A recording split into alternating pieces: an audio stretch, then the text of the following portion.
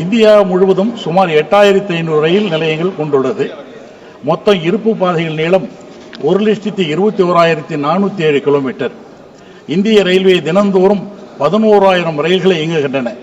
இத்தனை பெருமைமிக்க ரயில்வே துறை தனியாருக்கு தாரை வார்ப்பது என்பது ஜனநாயக படுகொலையாகத்தான் நாங்கள் எல்லாம் அதே போன்ற ஒன்றிய அரசு சென்னை சென்ட்ரல் புறநகர் தாம்பரம் ரயில் நிலையத்திலிருந்து இயக்கப்படும் 2 மணி நேரத்துக்கு அதிகமான பயணம் தொடர் வண்டிகள் நடைபெறுகின்றன. ஆனால் கழிப்பறை வசதிகள் கொஞ்சம் கூட எதிலுமே கிடையாது. ரயில்வே பொறுத்தவரையிலும் இந்திய ரயில்வேயின் உட்கூட்டமைப்புகள் நவீனமாக்கப்பட்டிருக்கிறது. ₹1 முதலீடு செய்தால் ஒன்றிய அரசுக்கு ₹5 வருவாய் வரும். எனவே ரயில்வே துறை உட்கூட்டமைப்பு வசதிகள் நவீனமாக்கப்பட வேண்டும்.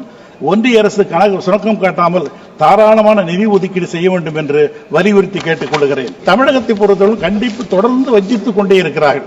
தென்னக ரயில்வேயில் மட்டும் பயணிகள் போக்குவரத்தில் மட்டும் கிட்டத்தட்ட ₹7,151 கோடி வருவாய் வந்திருக்கிறது.